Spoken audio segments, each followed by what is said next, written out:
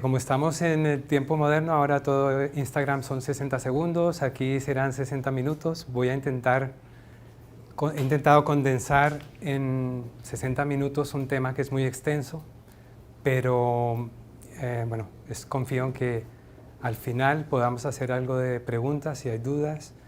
Y bueno, sin más preámbulo, vamos a hablar de ello. Bueno, todos hemos oído esta frase, somos lo que comemos. Es una frase que en algún momento de nuestras vidas la hemos escuchado. Y sabemos que nuestro cuerpo es lo que comemos, pero también no es la mente y también el espíritu. Ambas cosas son formadas de alguna manera por esto, por lo que nosotros comemos, por lo que respiramos. ¿Cuál es el problema que hay con la alimentación y qué es lo que genera una serie de enfermedades que hay hoy derivadas de lo que comemos? Vamos a verlo. ¿Cuál es la naturaleza del problema? Yo digo que el problema está en la naturaleza. Nos hemos alejado de la naturaleza realmente, hemos, sobre todo en el último siglo, entrado en un ciclo en el que la naturaleza ya no está cerca de nosotros. Lo que comemos es procesado, vivimos en ciudades, ya estamos totalmente alejados y desconectados de la naturaleza. El estilo de vida ha cambiado tanto que ahora tenemos una dieta inapropiada, el consumo de tabaco y la falta de actividad física son las tres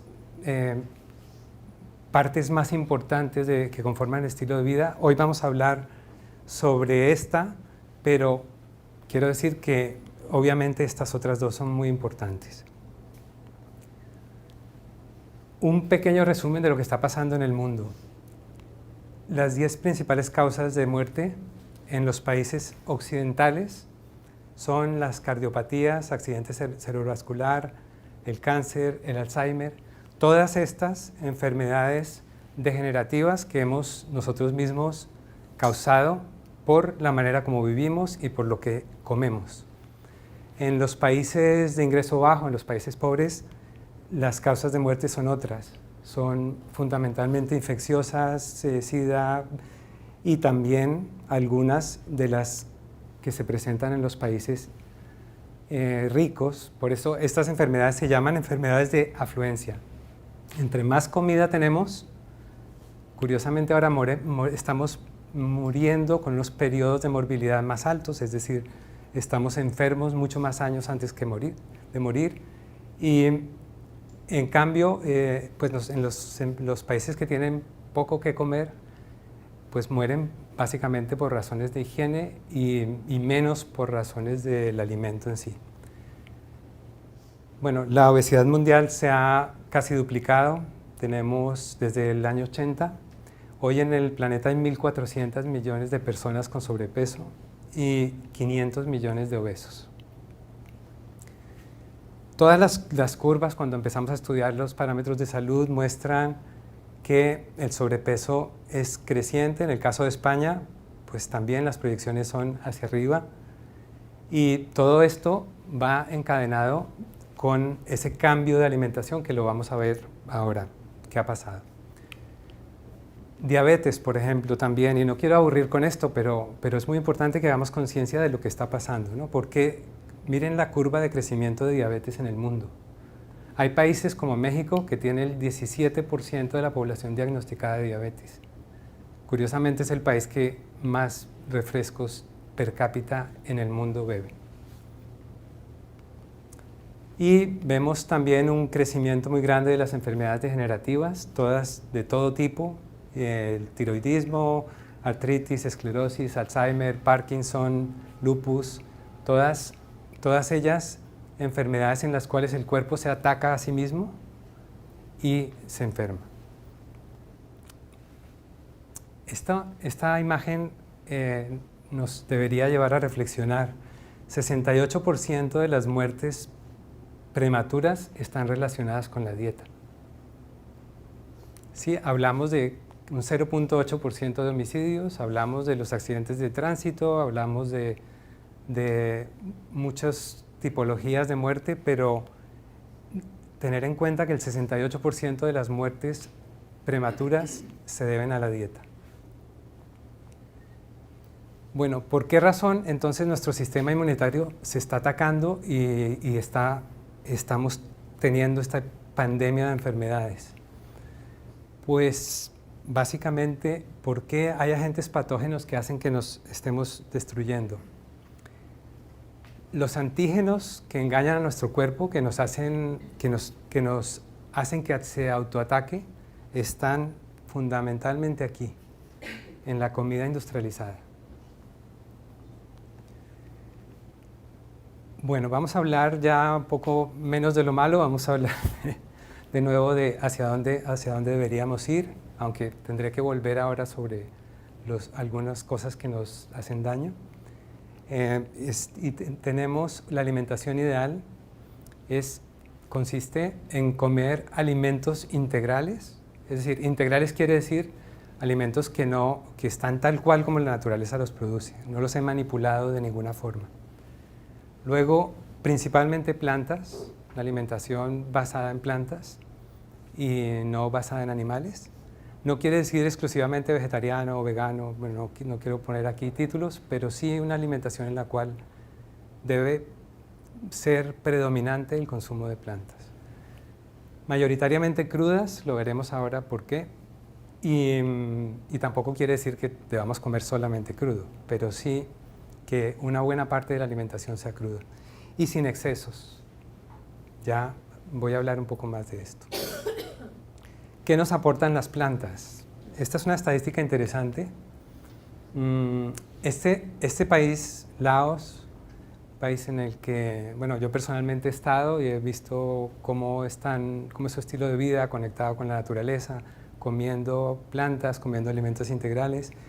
Y en Laos solamente el 6% de la población muere por enfermedades como cardiopatías o cáncer. Y su consumo de plantas es de 91%. Si vamos al otro extremo, vemos Hungría, 85% de enfermedades y un 10% apenas de consumo de plantas. El doctor Joel Fuhrman, un nutricionista muy reconocido de Estados Unidos, creó esta tabla, que lo llaman el Andy Score, que por fortuna ya en algunos sitios en Estados Unidos se está etiquetando los alimentos con esta score, con esta tabla que califica los alimentos de mejor a menor por su poder nutricional, y vemos que en la cabeza de la tabla están las hojas verdes como el kale o kale, la col rizada, que es lo mismo, acelgas, berros, espinacas, coles de Bruselas, y aquí vemos está básicamente el grupo de hojas verdes. En la parte de nulo valor nutricional vemos los refrescos, las gaseosas, las patatas a la francesa, queso, patatas fritas, etc. Y aquí he puesto esta ecuación que es muy interesante. La L viene por longevidad, la D por densidad nutricional y la C por calorías. ¿Esto qué quiere decir? Que nosotros vamos a tener una vida más longeva siempre que tengamos una densidad nutricional mayor. Es decir, que si yo me alimento con esta comida, estos alimentos de la tabla de la parte verde, los que me aportan un mayor valor nutricional, voy a vivir más largo. Y por otro lado, ojo con esto, entre menos calorías yo consuma, también voy a tener una mayor longevidad. Y eso está comprobado no solamente en el ser humano, todas las especies del planeta que hacen restricción calórica viven más y se enferman menos. Nosotros comemos mucho más de lo que necesitamos. Bueno, vamos a hablar del tema fundamental de la charla, que son estos 20 pasos para el cambio. quise hacer esta introducción de un poco en dónde estamos para que veamos por qué hay que cambiar, porque me preguntaría, bueno, pero ¿por qué tengo que cambiar si yo me siento bien? O ¿por qué tengo que cambiar si ahora me siento mal? Tengo que cambiar, pero no sé cómo hacerlo. Entonces, hemos intentado, y esto está en el libro del Poder del Alimento, Cocina Vital, explicado muy en detalle, reducir esto a 20 pasos. 10 que son de reducir o eliminar, es decir, son cosas que probablemente yo estoy consumiendo hoy y que debería de alguna manera reducir o eliminar del todo de la dieta. Lo ideal siempre va a ser eliminar, pero no siempre es posible, así que deberíamos ir a reducir. Aquí vemos, estos son un poco los malos de la película, pero vamos a ver por qué. El azúcar. No necesariamente esto va en orden de importancia, todos son importantes y cada uno podrá saber por dónde va a empezar, cuál va a atacar primero, cuál va a atacar después. El azúcar. Todos hemos oído hablar que el azúcar es malo y sí, la mayoría de la gente lo sabe, pero ¿por qué? Es una sustancia altamente adictiva. Esta gráfica me pareció muy interesante porque sí hay sustancias adictivas que son penalizadas, pero el azúcar, que también lo es, está ahí y la tenemos presente en todas partes. En España se consumen 24 cucharaditas de azúcar al día, promedio, y bueno, la Organización Mundial de la Salud dice que son 5.4, eso es bastante controvertido y ya lo vamos a ver también por qué, pero está claro que consumimos mucho más del que necesitamos. ¿Qué es lo que pasa con los niveles de azúcar en sangre? Cuando el cuerpo tiene hambre, comemos, ¿verdad? Y si comemos productos que contienen mucho azúcar, va a haber una subida súbita de azúcar, de glucosa en la sangre, que va a desencadenar a su vez una subida de una producción de insulina. Y una vez que el cuerpo empieza a producir insulina, él no sabe muy bien cuándo parar. Entonces baja muy rápidamente el nivel de azúcar en sangre. Y ahí volvemos a entrar en este círculo vicioso. Si yo estoy consumiendo productos que contienen mucho azúcar, que el cuerpo metaboliza muy rápido y que van a desencadenar este círculo de generación de insulina, hambre, entonces voy a entrar en este círculo vicioso y el cuerpo va a entrar inmediatamente en un ciclo que va a generar esos picos de insulina hasta que el páncreas en algún momento dice ya no puedo más. Los niveles altos de azúcar, esta hiperglicemia, pues nos lleva también a un tema muy de moda hoy, que es la degeneración por grasa. Es decir, cómo empezamos, como el cuerpo para guardar esta glucosa la tiene que acumular, pues la empieza a acumular en grasa. Y ¿qué pasa? Este colesterol y ácidos grasos saturados están relacionados con enfermedades del corazón, hígado, riñones, diabetes. Volvemos a lo que ya vimos hace un momento. El azúcar también incrementa la producción de adrenalina hasta 4 veces. Eso, por supuesto, nos pone en un estado de emergencia permanente. Si yo estoy tomando azúcar todo el tiempo, voy a empezar a estar en ese estado de emergencia todo el tiempo. Incrementa también la producción de colesterol y cortisona, con lo cual estamos atacando al sistema inmune, porque tanto el colesterol como la cortisona inhiben el sistema inmune. También nos roba el tejido de dientes, de huesos, de músculos, porque el azúcar en la forma refinada, como la tomamos en los productos industrializados, no tiene cómo metabolizarla porque no tiene los minerales que necesita, no tiene las vitaminas que necesita. Entonces el cuerpo, para hacer la metabolización, las empieza a robar de los tejidos y de los huesos. Otro tema, el azúcar, también culpable de una acidificación interna importante en el cuerpo. Y pues en estos medios ácidos crecen los virus ¿sí? Cuando hay un pH ácido, los virus están felices, están en su medio. Y nos hace, por tanto, que el azúcar es probablemente el mayor acidificante de la dieta moderna. Es probablemente el mayor de todos. Bueno, esta es una escala porque la acidez, el balance no lo conseguimos solamente con lo que comemos, también con lo que respiramos, también con los pensamientos podemos mover de alguna manera cómo ese pH del cuerpo se manifiesta. Otro punto importante del azúcar es que el azúcar daña el equilibrio del cuerpo, la homeostasis del cuerpo. El azúcar afecta ese equilibrio y cuando el cuerpo no puede mantener ese equilibrio, enfermamos también por enfermedades degenerativas y también por infecciosas. Bueno, quise poner esta gráfica acá porque estamos muy acostumbrados a tomar azúcar de muchas formas y a veces en España hay una gran costumbre de tomar el zumo de naranja.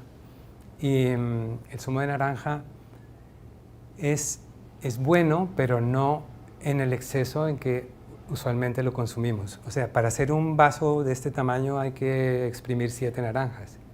Y probablemente nadie se comería 7 naranjas, porque enteras con la fibra.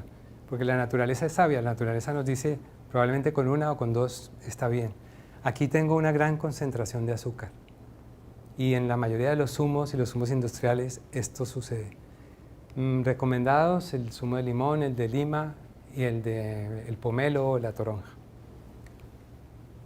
Bueno, y hablar algo de endulzantes porque la gente siempre me pregunta, bueno, ¿qué endulzantes puedo usar? La respuesta es, lo ideal es ninguno, pero si tengo que usar algún endulzante me iría por este lado.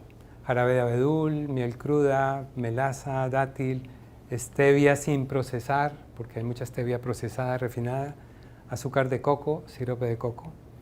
El sirope de agave hoy en día se está ya usando de él y ya lo han ultra refinado, ya es casi transparente, entonces también hay que tener mucho cuidado con eso. El sirope de agave puro, sin refinar, de primera extracción, es oscuro y es el que deberíamos tomar, pero en uso ocasional. Y evitar todos estos, básicamente todos los endulzantes industriales y el aspartame, la sucralosa, stevia blanqueada, los deberíamos evitar. Bueno, vamos al segundo elemento. El segundo elemento son los lácteos. Y esto es muy controvertido, oímos información de todo tipo sobre los lácteos, pero la verdad esto es muy gráfico. Nosotros somos el único animal en este planeta que toma leche después del destete y que además se la toma de otro animal que no es nuestra propia especie. ¿Qué pasa con la leche? A nosotros nos han vendido por todas partes y si hoy vamos al prime de televisión, todavía están los productos lácteos, están en todas partes. Nos dicen que para crecer necesitamos tomarla, incluso, me llamó mucho la atención, hasta para tener el cabello fuerte tomar la leche. O sea, ya no se sabe qué inventar. ¿Cuál es la ciencia detrás de esto? ¿Por qué no podemos o no deberíamos usar o debemos reducir o eliminar los lácteos? El estudio China es un estudio que duró casi 20 años, es de los más extensos que se ha hecho, la hicieron 3 universidades, la de China, la de Oxford y la de Stanford, o sea, 3 universidades muy prestigiosas juntas durante un periodo de 20 años, estudiaron las costumbres de la China rural y encontraron, y no me puedo alargar ahora, pero las conclusiones es que la proteína de vaca es un excepcional promotor de cáncer y básicamente es la caseína de la leche, la proteína, la que en los estudios que ellos hicieron encontraron que la gente que tomaba tanto lácteo era mucho más propensa al cáncer. Y esto lo encontraron porque en la China rural, que no se toman lácteos, el cáncer era prácticamente inexistente. Y digo era porque lamentablemente China está cambiando mucho sus hábitos, muchísimo. En los últimos 20 años el cambio es muy drástico. Pero bueno, de allí salió y la proteína de la leche, dice el doctor Campbell, es quizá la sustancia cancerígena mayor a la que estamos expuestos. Pero no son solo ellos los que dicen estos. El estudio de enfermeras de Harvard, en el que participaron 70.000 enfermeras, donde un periodo muy largo de tiempo, creo que más de 10 años, estaban midiendo, porque todos hemos oído que la leche nos protege de la osteoporosis y que hay que tomar leche para que no nos dé fractura de cadera, para que estemos los huesos sanos. Pues lo que encuentra este estudio es todo lo contrario, es que las personas que tomaban lácteos tenían más fractura de cadera que las que no tomaban lácteos. Está publicado, se puede consultar, el Harvard Nurse Study es muy conocido. Enfermedades cardiovasculares, los lácteos también nos aportan significativas cantidades de colesterol en la dieta. ¿Pero te refieres a la leche sola, también al queso, los yogures? Sí, a todos los lácteos. Las preguntas las voy a tener que hacer aceptar al final, pero sí, nos referimos a todos los lácteos en general, porque la caseína, y lo explicó, es muy bien, la caseína está presente en todos, y es la caseína, la proteína de la leche, la que produce el problema. No es la lactosa, que también lo vamos a ver ahora, es otra historia, pero también. ¿Qué pasa? La leche que consumimos hoy no es la leche que consumían nuestros abuelos hace 100 años.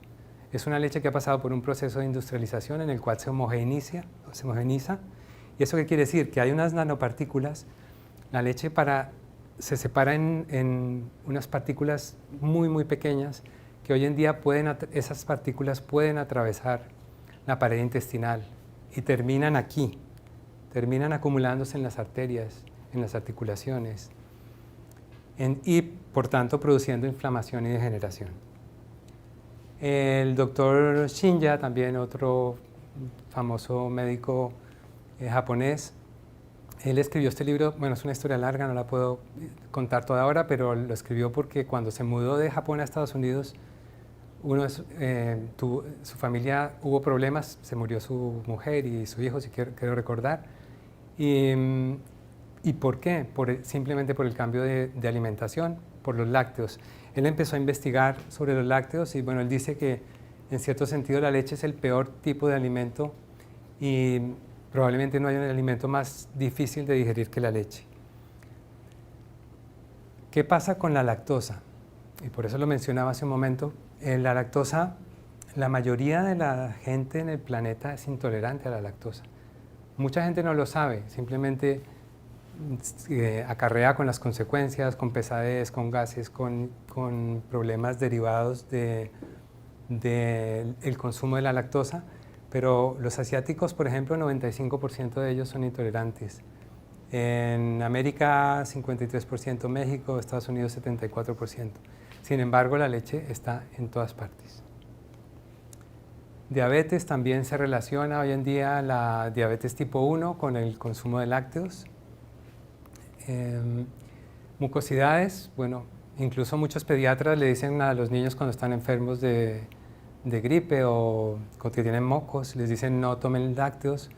Pues eso está más que comprobado, que la leche produce mucosidades y esas mucosidades al final también terminan afectando pues, congestión, sinusitis, dolor de garganta. Hay muchos derivados de eso. Pensemos que la leche también se usa en las vacas de hoy, se les da hormonas sintéticas como la hormona de crecimiento bovino, que al final es un factor que promueve el crecimiento de la IGF-1, voy a hablar de él más tarde, pero que estas hormonas que se les dan a las vacas terminan aquí en lo que estamos consumiendo. Los antibióticos, los animales son el mayor consumidor de antibióticos del mundo y por supuesto esos antibióticos de las vacas están en la leche. También, y esto es un poco fuerte, pero pues es la realidad, está admitido por ley que un vaso de leche puede tener 135 millones de células de pus. Las vacas se enferman y transmiten esa pus a la leche y esa leche al final nosotros la estamos consumiendo. Bueno, los lácteos, habría mucho que hablar, mucho más que profundizar en ellos, pero vamos con el tiempo justo. El gluten y el trigo también les hemos hablado mucho de eso. ¿Qué es lo que pasa con el gluten en realidad? Es que la gliadina, que es la proteína del trigo, hace que la producción de sonulina en el tracto intestinal se aumente, y ella es quien regula la permeabilidad intestinal. Entonces, cuando estas juntas se deterioran, empieza a haber permeabilidad intestinal. Al haber permeabilidad, todo lo que pasa por el intestino que debería ser filtrado no se filtra y pasa a través de la mucosa intestinal al caudal sanguíneo, termina en el caudal sanguíneo. Se asocia al gluten, bueno, acidificación, grasa abdominal, diabetes, crecimiento de pechos, enfermedad del corazón. Hay mucha información también sobre esto. Probablemente lo más grave del gluten no es el gluten en sí, sino que el gluten que hoy consumimos es un gluten modificado genéticamente muchas veces. Tiene hasta 42 cromosomas cambiados. De manera que es probable que si el trigo fuera el trigo que consumíamos hace 100 años, las consecuencias no serían las que vemos hoy. Hoy está presente en todas partes está el gluten, el trigo, en las salsas, en los cereales, en todo. El trigo también está presente el gluten en el centeno, camut, espelta, pero estos cereales, yo recomiendo a quien quiera continuar comiendo cereales, que busque cereales como estos, que no han sido manipulados genéticamente y que seguramente van a tener un efecto mucho menos drástico en el cuerpo. Bueno, vamos a hablar también del consumo de animales. Entre el 30 y el 40% del consumo medio calórico hoy está en los animales. Y bueno, ya sabemos que el exceso animal de proteína animal está siendo promotor también del cáncer y de la producción de esta hormona de crecimiento, que finalmente lo que hace es que promueve que haya más división celular y inhibe que las células malas se mueran. Entonces, todos tenemos células cancerígenas, todos estamos teniendo, pero el cuerpo las está matando todo el tiempo. Cuando la hormona de crecimiento está en exceso en el cuerpo, pues esas células van a crecer más rápido y no va a tener el cuerpo cómo matarlas, esa muerte celular programada, la apoptosis, no se va a poder dar. Bueno, está asociada al consumo excesivo de proteína animal con cáncer de senos, próstata, endometrial, el colon, el estómago. Bueno, todos conocemos a alguien que ha tenido estos problemas.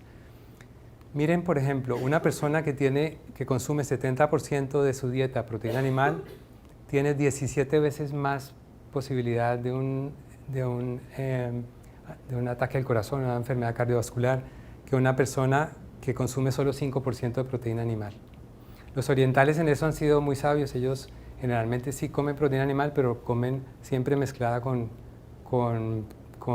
alimentos vegetales, con verduras. Vuelvo en la carne, al igual que en los lácteos, también están presentes los antibióticos. Y bueno, me gusta tocar el tema de la contaminación porque el metano que producen las vacas que criamos hoy para consumo animal es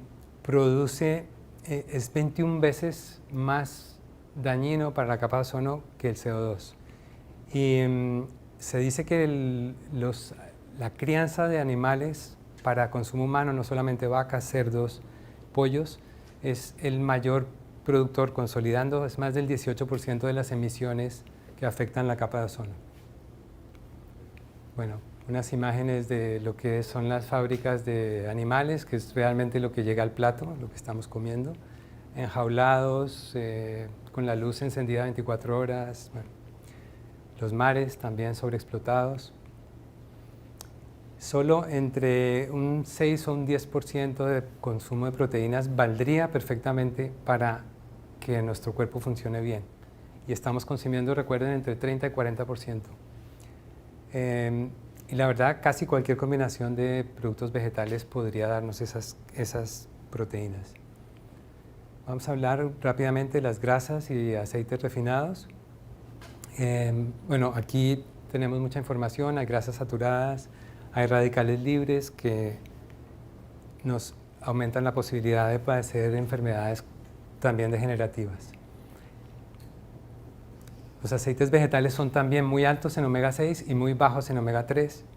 Y está comprobado que esa relación va, cuando es muy alta hacia el omega 6, pues también es uno de los mayores productores de inflamación interna. Por lo tanto, de nuevo, enfermedades del corazón, cáncer, diabetes están allí relacionadas. Son calorías vacías esos aceites refinados y, bueno, al fritarlos producen radicales libres. Hablo también de los métodos de cocción como otro de los pasos. Debemos evitar las frituras por la misma razón de usar aceites que van a producir radicales libres, que a su vez lo que hacen es que van a incidir en las tasas altas de cáncer. Y al freír un alimento, todas las enzimas mueren. Ninguna enzima resiste viva después de ser freída. Y también se pierden vitaminas, minerales y fitonutrientes. Deshidratar es una alternativa interesante a la fritura porque da una textura parecida, pero no tiene el problema de la... Y bueno, el microondas rápidamente, lo menciono por la radiación electromagnética y los cambios en el calentamiento dieléctrico que hacen los alimentos. En mi blog, en elpoderdelalimento.com, hay mucha información de esto. Si a alguien le interesa profundizar en este tema, ahí está. Reducir o eliminar, he hablado de los productos industriales. Obviamente aquí es donde más tenemos que poner énfasis en reducir o eliminar. Tienen, como ya lo he dicho, muy agresivos procesos industriales y preservativos y contenidos de azúcar. Bueno, bueno, como penúltimo, las bebidas gaseosas. Básicamente están cargadas de azúcar o de edulcorantes artificiales. Contienen varios aditivos que son realmente muy malos para el cuerpo: aspartame, cafeína, ácido fosfórico. O sea, si nos echáramos ácido fosfórico en la piel nos quemaríamos, pero no lo tomamos y bueno, ahí está. Ácido cítrico, saborizantes, agua, flúor y cloro. Solo como ejemplo, lo mencioné ya, México es el mayor consumidor del mundo de bebidas gaseosas y es el país con más tasa de sobrepeso del mundo y con mayor índice de diabetes. Bueno, en diabetes está creo que en el tercer lugar del mundo. Y bueno, el café, que también el abuso del café pues nos deriva problemas como el aumento del cortisol, es un gran generador de estrés, ansiedad, irritabilidad, fluctuaciones de azúcar en sangre también, problemas gastrointestinales, la acidez que sentimos cuando hay ese abuso del café. También está asociado con deficiencias nutricionales, con problemas para los hombres urinarios y de próstatas, para las mujeres quistes y fibrosis, bueno, envejecimiento también está comprobado que pues ralentiza la producción de las hormonas antienvejecimiento. Y usualmente el café nunca va solo, el café siempre va acompañado de todos estos amigos, ¿verdad? De harina, lácteo, mermelada, azúcar, leche, o sea, sí, y claro, todos hemos crecido con esto y lo vemos, pero estos son los efectos. Por eso los amigos del café hay que tener cuidado también con ellos. Bueno, el tabaco, pues simplemente mencionarlo como una de las, obviamente la causa más importante que afecta al estilo de vida y que produce enfermedad. Bueno, vamos a hablar de la parte positiva, de qué tenemos que hacer y qué debemos poblar, porque hemos hablado ya de los malos de la película, vamos a hablar ahora de cómo podemos hacer un cambio hacia lo positivo. Y reitero, hacia lo positivo también es eliminar todo lo malo, ¿no? Los hábitos buenos se logran eliminando hábitos malos. El agua, bueno, algo tan sencillo, tan conocido por todos, pero en realidad quién y cuántas personas tienen un hábito saludable con el agua. El agua la deberíamos tomar siempre pura, ojalá un agua de manantial. Al despertar, el cuerpo amanece totalmente deshidratado. Entonces, lo primero que tenemos que darle al cuerpo al levantarnos es agua, para que a nivel celular esa agua empiece a funcionar. Siempre media hora antes de las comidas para que ayude a generar jugos gástricos que nos van a hacer una mejor digestión. Nunca durante las comidas, siempre antes o después de las comidas. Y bueno, y el agua caliente de preferencia también. Y de nuevo, en Oriente siempre la gente come con agua caliente, el té y normalmente un té muy ligerito, no es un té fuerte, es un té muy ligero. Y para eso, para promover la generación de ácidos gástricos, y siempre se toma antes o algo durante la comida, pero no mayoritariamente durante la comida. Bueno, además del agua, vamos a hablar de probióticos y enzimas digestivas. Algunos de estos nombres nos suenan raros, cada vez menos, pero están ya a disposición. Aquí en España, en todas partes, en los herbolarios, en los supermercados biológicos están. Podemos incluir kéfir, tempe, miso, natto, kombucha, chucrut, kimchi. Esto que a algunos nos suena muy raro, en Europa del Norte se ha usado toda la vida, en Asia también. Se ha fermentado, se han guardado para el invierno vía fermentación. Y aquí tenemos esas bacterias beneficiosas. ¿Por qué? ¿Por qué los probióticos son tan importantes? Y de esto también hoy hay mucha información. En nuestro tracto digestivo hay bacterias patógenas y hay bacterias probióticas. Las probióticas aquí están pintadas en gris y las patógenas en rojo. Todos tenemos de ambas. Esto, aunque yo estuviera 100% con un tracto digestivo perfecto, voy a tener de las dos. Pero ¿qué pasa? Que en un tracto digestivo sano, las bacterias probióticas se encargan de las malas. Porque las malas siempre van a querer, las patógenas van a querer colonizar las paredes intestinales. Y una vez que colonizan las paredes intestinales, hay permeabilidad intestinal. El intestino, lo que expliqué hace un momento, no va a tener la fortaleza para que las bacterias probióticas se peguen aquí como están. O sea, realmente para que esto funcione, las bacterias probióticas, las bacterias buenas, volviendo a la analogía, a mí me gusta explicar esto en términos relativamente sencillos para que podamos entender. Estas bacterias se van a poder adherir a la pared intestinal. Y si esto funciona, no va a haber permeabilidad. Recordemos también que el 80%, 70-80% del sistema inmune está aquí. ¿Sí? De manera que si el tracto digestivo está bien, nosotros vamos a tener una inmunidad positiva, no nos vamos a resfriar, no nos va a dar tantas gripes, y nuestro sistema inmune no se va a atacar. Entonces, es muy importante los probióticos, pero no solamente los probióticos, porque yo podría tomar probióticos todo el día y si el resto de lo que como es basura, va a pasar esto, al final no se van a poder pegar a las paredes intestinales. Bueno, bebidas también, bebidas probióticas, está el kéfir, el rejuelá, kombucha, tepache, los jugos verdes, que voy a hablar ahora un poco de ellos, deberíamos incorporarlos siempre en la dieta.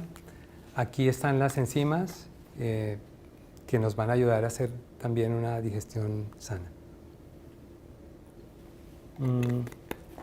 El agua de coco es también otra bebida maravillosa, además aporta muchos minerales y nos va a ayudar a tener el cuerpo hidratado. Mejor que cualquiera de esas bebidas industrializadas que la gente toma para cuando hace deporte, el agua de coco, maravilloso. Vuelvo al Andy-Score muy rápido para recalcar que todas las hojas verdes deben ser lo que más esté en nuestros platos. Los zumos verdes, como ya he dicho, y voy a hablar del desayuno verde. nosotros estamos acostumbrados al desayuno que vimos hace un momento, al café, croissant, la bollería. En España, sobre todo, prácticamente no hay ninguna casa donde no haya galletas, bollería en el desayuno. Pero, ¿qué pasa? Que cuando yo le estoy dando a mi cuerpo como primer alimento por la mañana toda esa serie de productos que acidifican y que están además cargados de azúcar, pues voy a empezar el día mal. Entonces, en Oriente también, cuando vamos allí, vemos que en los mostradores en los hoteles siempre hay verde. Ellos toman algo verde siempre en el desayuno. Para nosotros suena exótico, pero tomar una ensalada en el desayuno o un zumo verde, si nosotros incorporamos solo este cambio, y quiero decir que probablemente de todo lo que haya hablado aquí, si yo solo hago un desayuno verde, probablemente voy a hacer el mayor cambio de mi vida. Lo voy a notar de inmediato. Bueno, también el cuarto cambio es incorporar ensaladas en todas las comidas, siempre que sea posible. Y siempre que sea posible también incluir estas que tengo acá. El cale, la col crespa, espinacas, rúcula, acelgas, berros, hojas del brócoli, hojas de coliflor. A veces las tiramos a la basura y todas esas se pueden comer, las hojas de la remolacha, las hojas del nabo, las hojas de mostaza. Hoy aquí en los supermercados ecológicos ya las venden con las hojas. Esas hojas se pueden comer, son un poco amargas, pero una vez que uno recupera, ha eliminado el azúcar, y eso es importante. Una vez que yo elimino el azúcar de mi dieta, tengo la capacidad de que los alimentos amargos no me sepan mal, me van a saber bien. Y obviamente se pueden aderezar con muchas cosas para que el amargo no sea tan fuerte. Pero el cale ya en España lo conseguimos prácticamente en todas partes.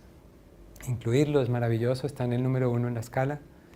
El bok choy también se consigue ya aquí, todo tipo de acelgas. Además de que tienen muy alta vitalidad nutricional, o sea, son productos que nos van a hacer más vitales, tienen grasas, fibra, minerales, vitaminas, enzimas y fitonutrientes. Bueno, estamos con los platos verdes, también incorporar platos verdes cocidos en el wok, al vapor, sin métodos que maltraten el alimento, ¿no? Sino siempre vapor, el wok son los mejores métodos. Otro elemento a incorporar, los germinados. Tenemos aquí, uno no se puede imaginar que una semilla pueda durar miles de años, porque de hecho han desenterrado semillas de más de 1000 años enterradas, y las semillas en las condiciones apropiadas florecen. Porque ellas tienen dentro de la parte interior, tienen todo lo necesario para florecer, para que, a pesar de que hayan estado mucho tiempo guardadas. ¿Qué pasa cuando yo a una semilla le pongo agua, oxígeno, temperatura adecuada? Esos 4 factores se necesitan: la semilla, la humedad, la temperatura y el oxígeno. Ellas cambian, hay una metamorfosis en esas semillas y se potencia todo. Las reservas que tienen guardadas en su embrión son predigeridas y se convierten en aminoácidos más fácilmente digeribles. Por ejemplo, una lenteja, si yo me la tomo como la comemos siempre, tiene nuestro tracto digestivo la digiere de una manera, pero si me la tomo germinada, es muchísimo más fácil de digerir, no va a dar molestias, no va a dar ningún tipo de problema. Y es muy fácil germinarlas. En casa, en un bote de cristal, se germina. Hay muchísimos vídeos en YouTube donde lo podemos ver. Se multiplican las sales, se sintetizan más, se potencian las vitaminas, los minerales. Las grasas se convierten en ácidos grasos, en maltosa, dextrina, los azúcares que son más simples para que el cuerpo los pueda procesar mejor. Y lo mejor de todo, se forma la clorofila, que pues finalmente, ¿de dónde viene todo lo que comemos? Viene de la energía del sol. Todo. Sin el sol no estaríamos acá, no habría vida en el planeta. Y entonces los germinados son una de las mejores fuentes para tomar esa clorofila. Bueno, hablamos también de las algas. Otro aspecto a incorporar. España está rodeada de mares, sin embargo consumimos muy poca o nada las algas. Tal vez un poco en Galicia, pero en general no se consumen las algas. Las algas son más potentes que las verduras de la tierra. Por ejemplo, el alga Ejiki tiene 10 veces más cantidad de calcio que la leche y hasta 8 veces más hierro que la carne en proporciones equivalentes. ¿Sí? Las algas, el kelp y el kombu, que también todas estas algas se consiguen en Galicia, hay productores que ya están vendiendo en toda España y son realmente alimentos increíbles. Entre 100 y 500 veces más yodo que los crustáceos y más de 3000 veces otros productos del mar.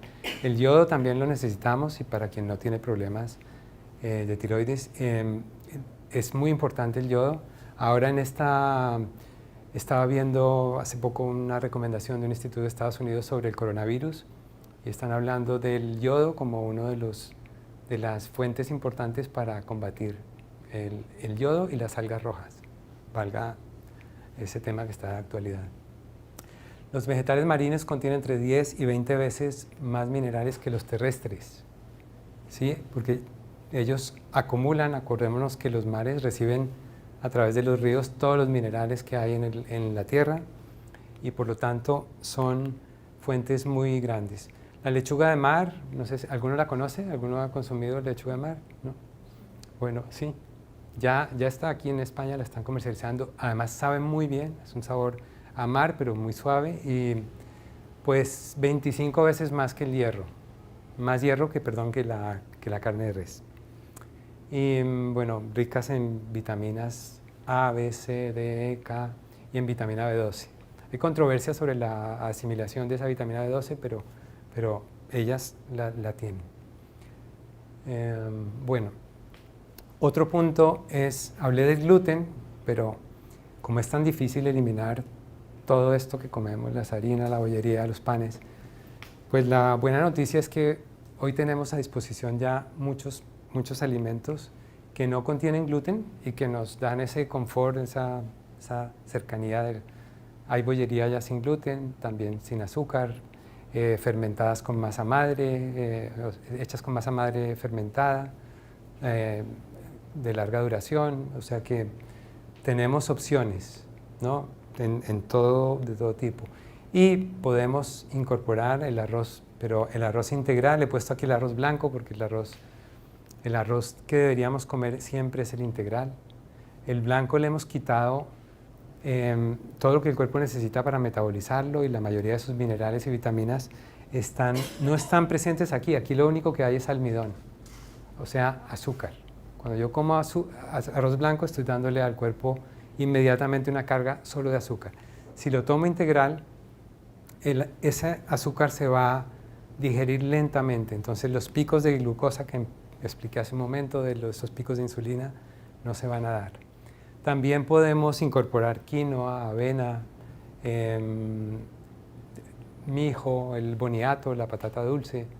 Son opciones que tenemos para una comida un poquito más de confort, como tipo el que hemos tenido toda la vida. También hay pastas integrales. Bueno, quería también mencionar como punto la incorporación de frutos secos y semillas. Tenemos que son una excelente fuente de grasas poliinsaturadas y monoinsaturadas también.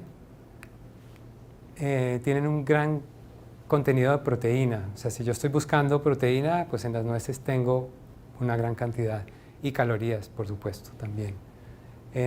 Recordemos que nuestro cerebro es 70% grasa, entonces no demonicemos las grasas no son malas, ¿sí? El cuerpo necesita las grasas insaturadas y las grasas saturadas, y las grasas poliinsaturadas y las grasas monoinsaturadas, las necesitamos, Lo que no necesitamos son las grasas, las grasas trans y las grasas refinadas, eso no. Pero el aceite de oliva, las aceitunas, esos aceites de primera presión, bienvenidos. Y las nueces, no le tengamos miedo a las nueces, son maravillosas. Fuente de omega 3, contienen muchos minerales, cobre, magnesio, selenio, hierro, vitaminas B, también un grupo muy largo de todo el complejo B, K, E, y son antioxidantes muy potentes. Y además tienen fibra que nos van a ayudar en el tránsito intestinal. Bien, ¿cuáles podemos consumir? Pues en realidad todas. Pero las almendras, los anacardos, por ejemplo, un puñado de anacardos dicen que tiene, o bueno, se ha comprobado, tiene el equivale a una pastilla de Prozac. Es un antidepresivo, o sea, realmente es una cosa que nos da un subidón, podríamos decir, comer anacardos. O sea que no le tengamos miedo a las nueces, la macadamia, bueno, también las semillas, chía, girasol, cáñamo, linaza, sésamo. El sésamo, cuando se tome, siempre tomarlo molido. Si lo tomamos sin moler, no sirve para nada. Él va a salir tal como entró. Nuestro sistema digestivo no lo puede triturar. Entonces, siempre es bueno tomarlo molido. Y utilizar todas estas semillas en las ensaladas, en las sopas, para aderezar o simplemente deshidratadas para comer como tentempié, vienen muy bien. La chía, siempre también tomarla preferiblemente remojada previamente porque ya aumenta su tamaño hasta 10 veces. Entonces es muy importante hacer ese proceso de remojarla antes. Bueno, las leches vegetales. Como hablamos de las leches de animales, pues, y sé que para muchos es muy difícil esa palabra leche eliminarla para tomarse un cereal o para, como que nos falta la granola, ¿con qué me la tomo, verdad? Pues podemos tomárnoslos con bebidas vegetales. Por fortuna hay muchas ya en el mercado. Entonces conseguimos de avellanas, de arroz, de almendra, de anacardos, chufa, de quinoa, de coco, o todas estas se pueden hacer en la casa. Y de verdad, lo digo, es muy fácil hacerlas. Cualquiera de estas, simplemente batirlas, lo que expliqué hace un momento, es batirlas y con un algodón o se hace una especie de ordeño, se saca la leche y esa leche se puede guardar en el refrigerador 4 o 5 días sin problema. Sí, luego se puede añadir agua en la medida que me guste más o menos fuerte o más o menos densa. La chufa también se puede usar como reemplazante. Bueno, ojo con las leches, si vuelvo acá, cuando tomemos estas leches busquemos leches que no tengan grandes cantidades de azúcar, de estas bebidas vegetales, porque también las hay que ya se han industrializado con mucho azúcar. No toda la industria es mala, hay que tener cuidado. La mayoría de lo tradicionalmente es malo, pero ya hoy hay cosas bastante buenas en este tipo de alimentos. Cuando hablábamos de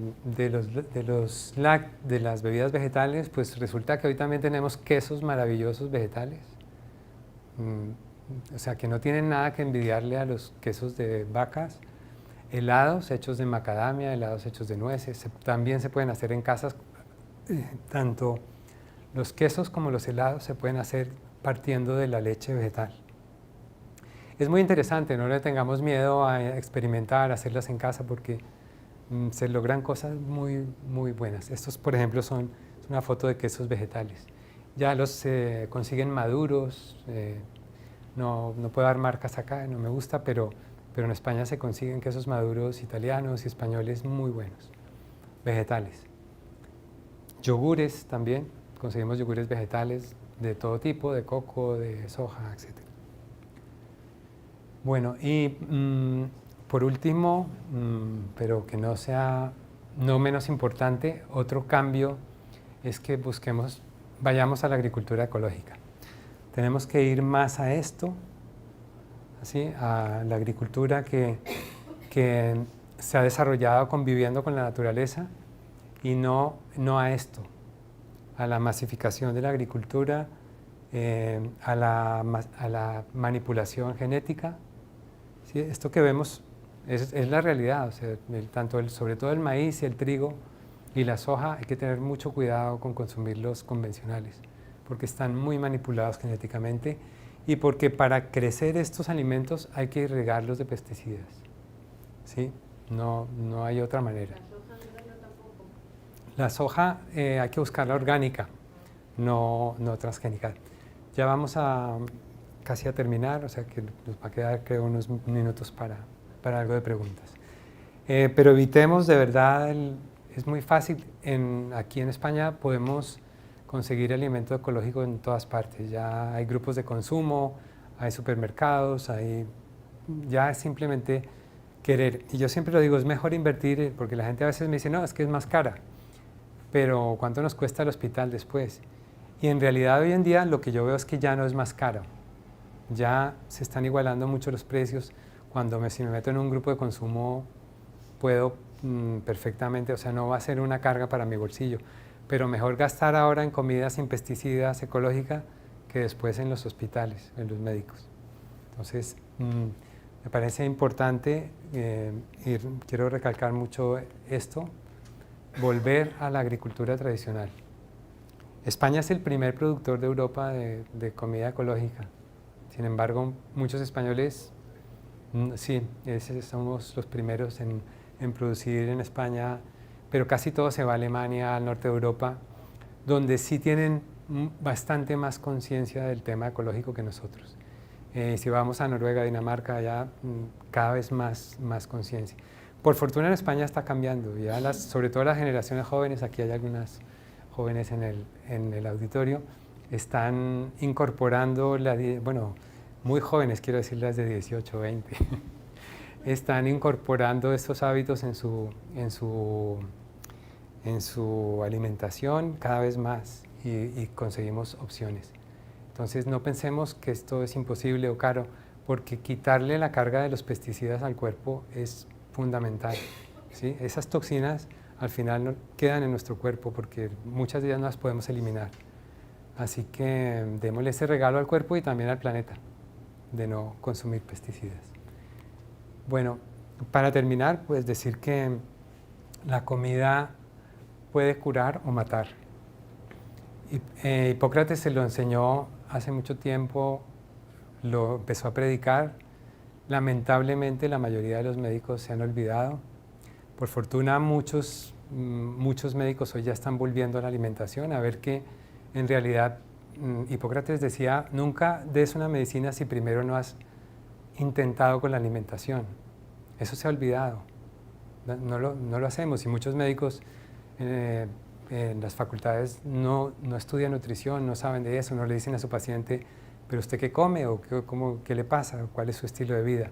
Tenemos que encargarnos nosotros, hay mucha información.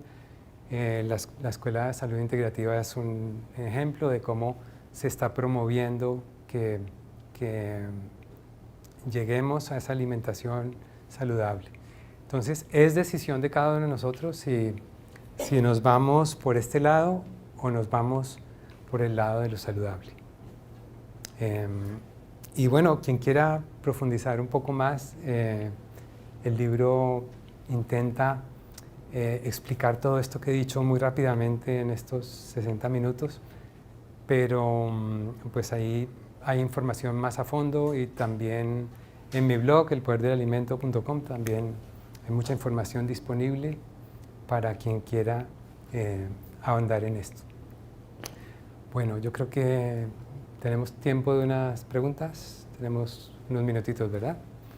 Muy bien. No ha hablado de la miel como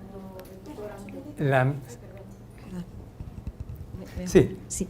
No ha hablado de la miel como edulcorante. Sí, bueno, estaba mencionada, lo que pasa es que he pasado un poco rápido. La miel es la miel es una sustancia maravillosa, tiene una cantidad de fitonutrientes como pocos alimentos y desde ese punto de vista está muy bien, pero no podemos olvidar que tiene, y dependiendo de mi estado de salud, si soy una persona que puedo tomar glucosa o parte de mi glucosa puede venir de ahí, maravilloso, porque realmente pensemos que esas abejas trabajan todo el día para sacarnos néctar de diferentes flores y traerlas. Y entonces, pues la miel, y si es de multiflor, mejor. Siempre será más rica en nutrientes que si es de una sola especie.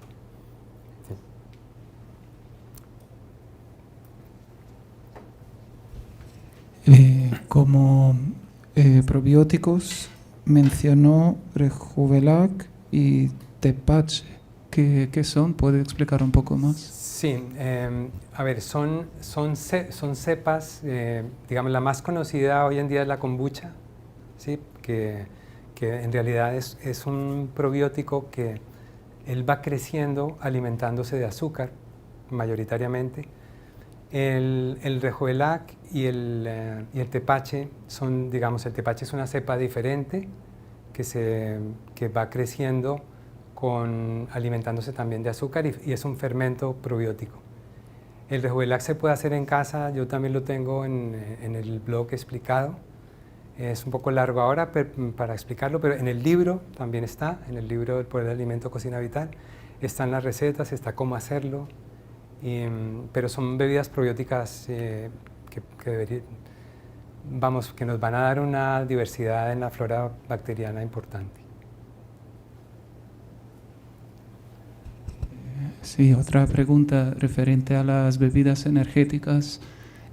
¿Por qué son tan nocivas? Es decir, ¿tienen vitamina de grupo B? ¿Tienen taurina o un aminoácido? Bueno, azúcar sí tienen más y cafeína.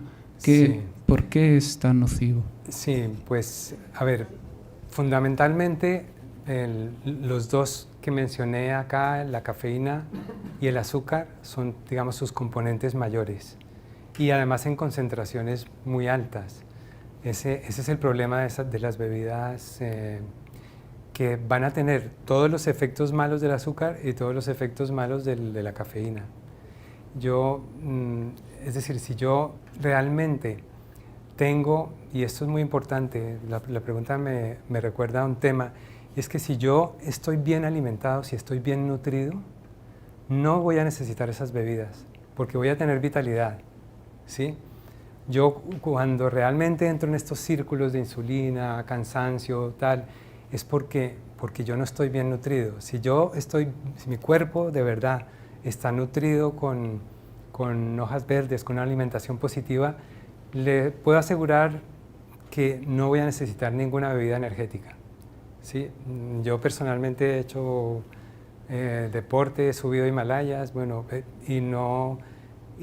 nunca jamás hemos necesitado suplementar con nada, simplemente porque la energía del cuerpo, el cuerpo la tiene disponible, ¿sí? Pero hoy, ¿qué pasa? Que como estamos tan mal alimentados, llega al final del día, tengo alguna actividad importante o tal, entonces me creo que necesito esa energía adicional y la forma es una bebida excitante. No, hay otras maneras de conseguir esa energía. Y lo que sí les puedo asegurar, porque pues lo he visto no solo personalmente, sino en mucha gente a mi alrededor, es que una vez que yo cambio la alimentación, eso no lo voy a necesitar, con seguridad. Por eso es tan importante hacer el cambio. Bueno, vale. ¿La leche de oveja y de cabra también tiene los mismos efectos nocivos como en la de vaca? Sí, a ver, todos los lácteos, independientemente de dónde vengan, tienen caseína. Lo que digamos es menos malo de la cabra y de la oveja es que pues, en general está menos industrializada. Entonces, claro, no es lo mismo tomar leche de una oveja que ha comido un pasto, que ha estado en una granja comiendo pasto, que ha sido alimentada por un pastor con cariño. Bueno, eso es una leche que no tiene que ver con la otra leche, ¿sí? Pero igual ambas llevan caseína y la caseína es el mayor problema de la leche. Sí. Pero obviamente si mi decisión es tomar lácteos, pues de pronto me iría por lácteos ecológicos, pero yo sí, digamos que soy creyente en que cuando yo quito los lácteos de la vida, la salud cambia. Y me parece una oportunidad importante para decirlo aquí, ¿no? Por favor, no creer nada de lo que yo he dicho acá. Todo lo que yo he dicho es mentira. La única manera de comprobarlo es hacer el experimento. Vivir con esto. Yo he dicho 10 pasos de quitar, 10 pasos de aumentar. Experimentemos, y una vez que yo experimente en mi propio cuerpo, conmigo mismo, con mi familia, con mis hijos, les aseguro que van a decir, bueno, tal vez sí llevaba razón, o tal vez no yo, porque todo lo que yo he dicho acá está basado en ciencia comprobada de instituciones pues, que son muy respetadas, pero que lamentablemente tenemos una gran industria detrás de estos intereses, eso hay que decirlo, y entonces experimentemos, es lo más fácil. Y una sencilla prueba es dejemos los lácteos por un mes, pruébenlo, un mes fuera de los lácteos, y cada uno podrá tomar sus decisiones, ¿no? De cómo me siento, si me siento mejor, si mi sistema digestivo mejora, si mi sistema inmune empieza a recuperarse. Los lácteos se notan muy rápido. Ahora, también debo decir que es el más difícil de quitar porque la leche lleva casomorfinas, y esas casomorfinas, que son las que cuando nuestra madre nos está amamantando nos hacen sentir bien, es porque llevan esas casomorfinas, son sustancias que nos dan relajación, sensación de bienestar, y toda la leche la lleva. Por eso es tan difícil quitar la leche de la vida, porque la tenemos incorporada, la hemos tomado durante mucho tiempo, pero una vez que hacemos el esfuerzo y la quitamos, nunca más se hace. Bueno, yo en lo particular llevo 32 años vegetariano y unos 12 años ya vegano, sin tomar ningún producto animal. Y bueno, salvo alguna excepción muy rara, un queso o algo así, y les puedo decir por mi experiencia propia y también por la de la gente con la cual he compartido esto, que los cambios se notan y se notan muy rápido. ¿Y del vegetariano al vegano se nota también? También, sí. Yo inicialmente empecé vegetariano por problemas de salud, y fue cuando me dijeron no más carne, inmediatamente recuperé la salud. Pero luego, a medida que estudié, entre más estudiaba y estudiaba, llegué a la conclusión de que los lácteos había que quitarlos y decidí quitarlos, y la verdad es que pues va muy bien. Hay que experimentarlo para realmente vivirlo y creerlo, porque salimos de acá y vamos a ir a la tele y nos van a decir que la leche es lo mejor para tal, porque X. Si no te duermes, tomas un vaso de leche caliente y te duermes. Sí. No, que la leche siempre se ha oído que es de difícil digestión, pero en cambio de los quesos y de los yogures al revés, porque al estar fermentados y tener otro proceso, no sientan mal. Normalmente para la digestión no sientan mal, y además eso, bueno, los vegetarianos y los veganos por supuesto que lo eliminan, pero los de Real Fooding, todos estos otros nutricionistas que también están a favor de lo ecológico y de la comida real, pero no descartan estas cosas tan categóricamente, digo. Sí, es cierto que tanto los quesos como los yogures tienen probióticos, y esos probióticos, sí, es cierto, están ahí, pero en muchos casos, cuando son comidas industrializadas, ya digamos, tienen todos los otros defectos. Sí, es más fácil de digerir un yogur que un vaso de leche, sin duda, porque las bacterias han hecho el trabajo de predigestión, pero los otros factores negativos de los lácteos están presentes. Que si es mejor un yogur que un vaso de leche, sí. Si el yogur además está lleno de azúcar y eso, ya la balanza empieza a desequilibrarse. Entonces, sí, esto tiene muchos matices y por eso insisto mucho en probarlo, probar cada uno de estos pasos y ver cómo mi cuerpo va aceptando o no esos cambios. Se puede hacer poco a poco, además. Sí, sí, sí. Es decir, yo, por ejemplo, yo lo empecé de un día para otro, pero además hace 32 años que esto era una locura, nadie sabía nada. Y me convertí en harinariano, básicamente, comía harinas y quesos. Y eso tampoco es bueno. Por eso yo hablo de una alimentación basada en planta, donde predominen los alimentos integrales y predominen los alimentos sin ser tocados, ¿no?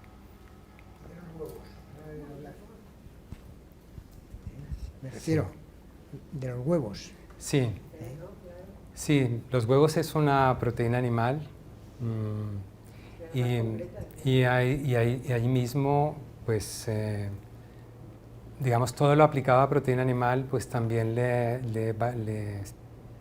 está en la misma categoría para los huevos, ¿sí?